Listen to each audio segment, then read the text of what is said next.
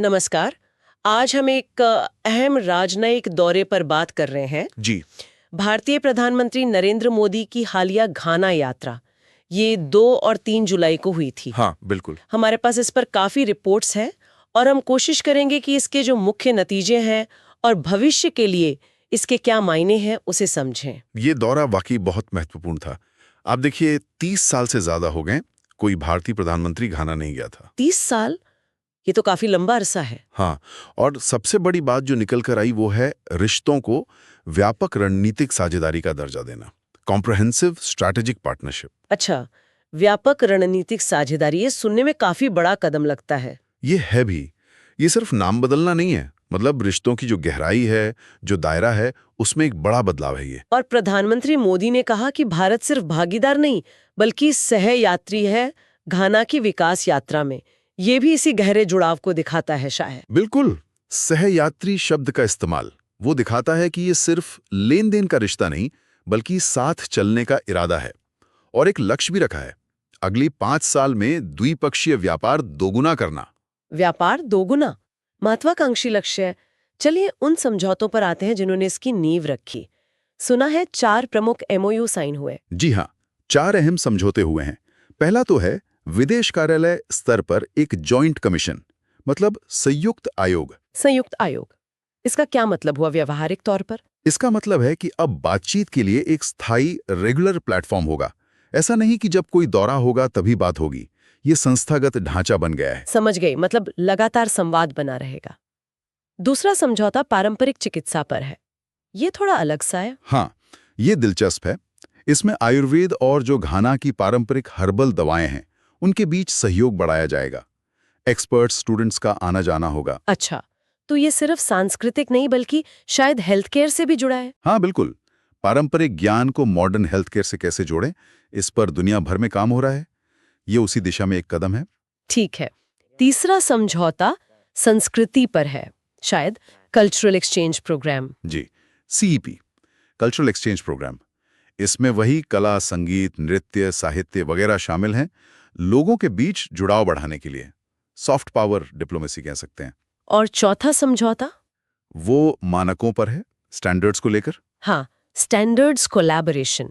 ये सुनने में टेक्निकल लगता है पर व्यापार के लिए बहुत जरूरी है। कैसे? देखिए, जब भारत और घाना के मानक मतलब स्टैंडर्ड्स एक जैसे होंगे या एक दूसरे के अनुकूल होंगे तो चीजों का व्यापार आसान हो जाएगा।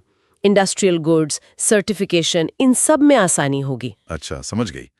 तो ये व्यापार दोगुना करने वाले लक्ष्य के लिए एक तरह से जमीनी काम है। बिल्कुल सही। ये चारों एमओयूज एक फ्रेमवर्क बनाते हैं आगे के सहयोग के लिए। लेकिन इन एमओयू के अलावा भी कुछ बड़ी पहलों का जिक्र है रिपोर्ट्स में, जैसे रक्षा, खनिज, स्वास्थ्य।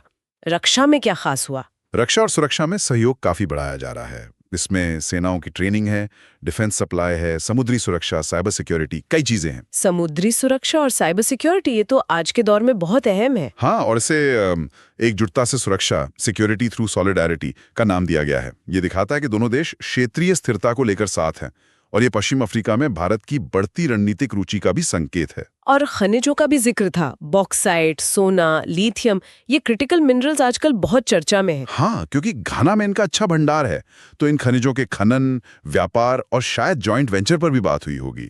ये दोनों देशों की इकोनॉमिक ग्रोथ और एनर्जी सिक्योरिटी, खासकर क्लीन एनर्जी के लिए जरूरी है। सही बात है। और स्वास्थ्य में भी एक बड़ी योजना है, घाना को रीजनल वैक्सीन हब बनाना। इसमें भारत कैसे मदद करेगा? ये बहुत महत्वाकांक्षी योजना है। भारत अपनी फार्मा इंडस्ट्री की ताकत और वैक्सीन बनाने के अनुभव से घाना की मदद कर सकता है, आर&डी में, मैन्युफैक्चरिंग प्लांट लगाने में, पॉलिसी बनाने में। तो इसका असर सिर्फ घाना तक नहीं रहेगा? हाँ, नहीं, बिल्कुल नहीं। अगर घाना एक रीजनल हब बनता है तो पूरे पश्चिम अफ्रीका में वैक्सीन की पहुंच और स्वास्थ्य सुरक्षा बेहतर होगी। ये एक बड़ी बात है। बिल्कुल। इस यात्रा का एक प्रतीकात्मक पहलू भी था। प्रधानमंत्री मोदी को घाना का सर्वोच्च नागरिक सम्मान मिला। जी, officer of the order of the star of Ghana. ये एक बड़ा सम्मान है, और प्रधानमंत्री ने इसे युवाओं, सांस्कृतिक विविधता और ऐतिहासिक संबंधों को समर्पित किया। ये भी रिश्तों की अहमियत दिखाता है। तो अगर हम इन सबको जोड़कर देखें, ये एमओयू, फिर रक्षा, खनिज, स्वास्थ्य में नई पहलें और ये सम्मान, तो कुल मिलाकर क्या तस्वीर उभरती है? तस्वीर एक बहुत मजबूत, बहुआयामी साझेदारी की है, एमओयू से संस्थागत और जमीनी सहयोग का रास्ता बना, रक्षा, खनिज जैसी चीजों से रणनीतिक गहराई आई। और स्वास्थ्य वाली पहल का असर शायद सबसे दूर तक जाए। हो सकता है, वैक्सीन हब का पोटेंशियल बहुत ज्यादा है। तो कुल मिलाकर ये व्यापक रणनीतिक साझेदारी का दर्जा और ये सम्मान, ये सब भारत अफ्रीका संबंधों में एक नया अध्याय शुरू करते हैं। यानी आपसी सम्मान, साझा अवसर और शायद बढ़ते वैश्विक प्रभाव पर आधारित एक नया दौर। सही कहा। ये दौरा सिर्फ द्विपक्षीय नहीं, इसके व्यापक मायने हैं। तो जाते जाते एक सवाल सोचने के लिए छोड़ जाते अपने श्रोताओं के लिए। जी, ये जो भारत घाना व्यापक रणनीतिक साझेदारी है, ये भविष्य में भारत की पूरी अफ्रीका नीति को कैसे आकार दे सकती है और इसके क्षेत्रीय प्रभाव क्या हो सकते हैं, इस पर सोचना दिलचस्प होगा।